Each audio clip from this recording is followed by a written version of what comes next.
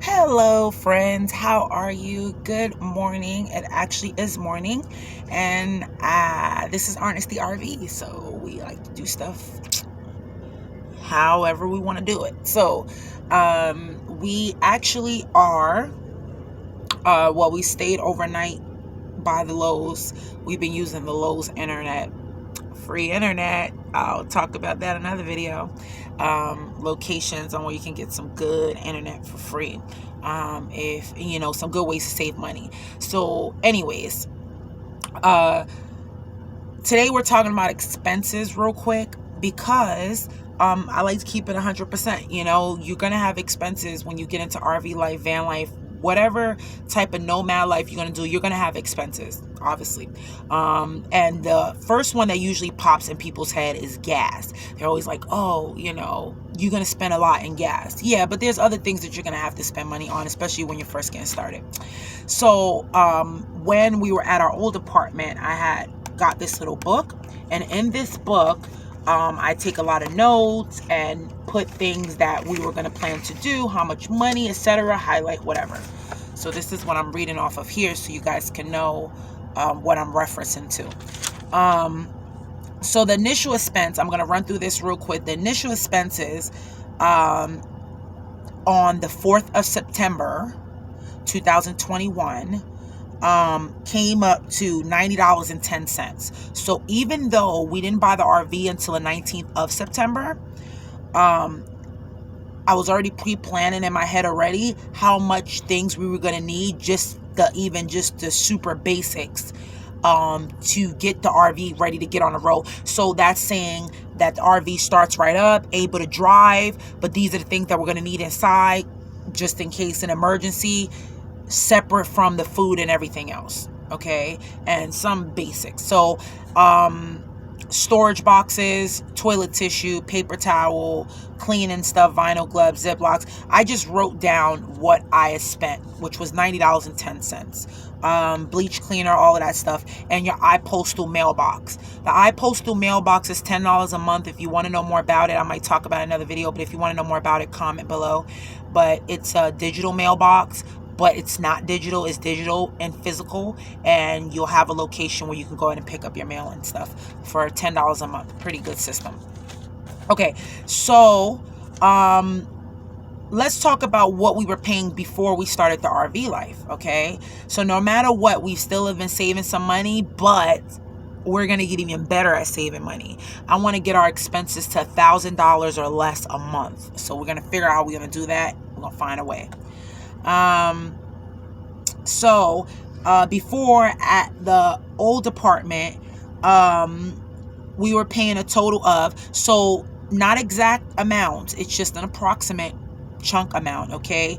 So between rent, electric, internet, your gas bill, like, so if you need gas to cook with at home or heat your furnace with whatever you got going on, gas for both vehicles, me and Victor's vehicle, and Rent-A-Center. That took up a lot. You know, when you're trying to keep things that you really need at that moment, or you thought you needed, like a sofa, you know, sofa set, a bed set, you know, this convectional microwave because your slum landlord wouldn't fix your stove. So these are the things that happened to us, and this is the reason why we were paying all this extra money out the butt. So approximately about $2,500 a month was our monthly expenses in Ohio. Now let's talk about, so I said $2,500. That was our previous expenses, approximately. You know, you can add another $100 to that for some extra stuff or whatever. You might want to add in food to that. So adding in food to that, that's about, you know, $300 a month. We would do that. Not too much on food because, you know, we're not humongous eaters, but you add that stuff in. And you add in DoorDash. These are things that I don't have written here, but that I'm thinking of now. You add in DoorDash, Grubhub, and all this extra money just out the way when you could just easily cook and make it much cheaper for yourself.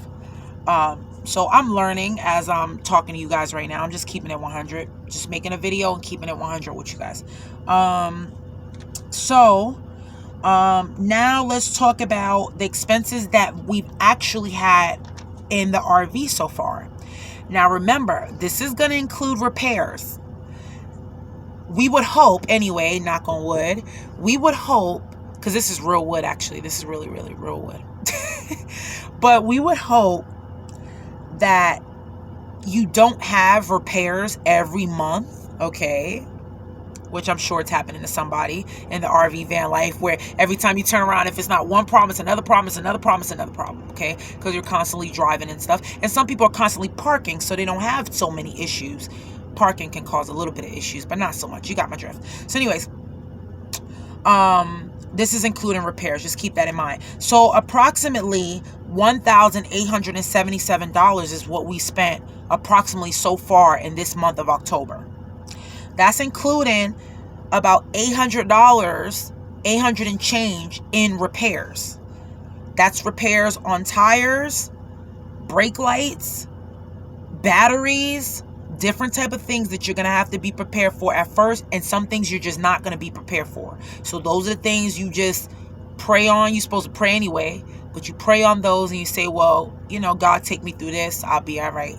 You know, some things you're just not going to have money for. And sometimes you're going to have to reach out to family members and friends. And there are wonderful, wonderful friends and family members that will help you if you ask. Sometimes they might not have it, but whatever little that they have, I'm sure that they'll send to you if they're able to break some bread with you. So then that way you and your family can get ahead. You don't lose anything by asking. Just be honest about it and say what you need it for. If they can't help you, you got to accept that no. So $1,877, that's including gas, repairs, campsites. We pay $77 in campsites for the month so far. Dumps, $28 in dumping minimum that we've spent. As far as dumping your black water tank, your gray water tank, all of that stuff. Water we've got for free water. Our electricity runs off our generator per se. Our generator uses our gas. But our generator is pretty good. It doesn't eat up a lot of gas at all, really. It really doesn't. So if you got a good generator on board, and we have a spare generator too, so just for emergency. Food, we've spent at least $300 for the month in food. Just because we're new to RVing, we didn't know what we needed, what we didn't need it, things that we shouldn't get, what we should not get. We're learning. It's a learning process. We're learning as we go along. So it's still less than $2,000 a month compared to what we were paying. So we're already saving about $500 a month. Now you minus those repairs, minus the repairs, minus, well, no, I'm not going to minus the campsites, because campsite $77 for the month, no big deal. You're not paying rent. So you might want to get a nice hot shower. You might want to cook to, you know, connect to electricity to not run some gas for that week or that day or whatever you want to do. So we want to get down to about $1,000. So that's it as far as expenses. I just wanted to give you all an idea of what we've spent, because I'm not going to get on these videos and be like, oh yeah, we've only spent $500. We've saved so much. No, you're going to have repairs and you're going to have sudden expenses. You're going to have internet, you know, if you got to work from the road or your kids do online school, like our kids do online school. So, you know, and then the animals need food too, and, you know, things like that. We got some expenses. But if we can get us as a family of 8, right? 8 now. Well, I would say 9 still, because we're going to go bury Jen, our bird, in Oregon. But technically we're a family of 9 with Jen included and all the animals. So if us as a family of 9 can do with $1,000 or less a month, we're still doing better off than some other folks that are trying to struggle, trying to pay like $3,000 or $4,000 a month. It's like kind of like that saying, you know, champagne life on a bare budget. Like, you barely got no money. But some people don't want to admit that because they feel ashamed about it. But ain't no shame in the game. It is what it is. We're in a pandemic. You ain't got no money, but you out there at the mall.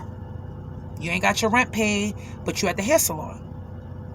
So, you know, and that's not really to judge. I'm just being 100. I'm just saying what other people don't want to say. I'm being real. This is Guru Paviel here. I'm being real.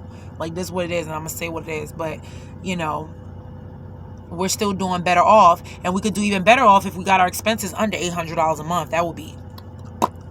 So we're hopefully after we head south to North Carolina and then we head over to Arizona, once we get over on the BLM land side, we'll be paying $80 a year, and we could be on BLM land for 2 weeks at a time without having to pay really any fees or anything like that. We're still going to save a humongous amount of money. So this is another night at Lowe's, but there's another parking area that's right next to Lowe's that the business is shut down, and it's been shut down for a while, but the parking lot is empty. So we're right next to Lowe's where we could grab their internet, but we're technically not parked on Lowe's property.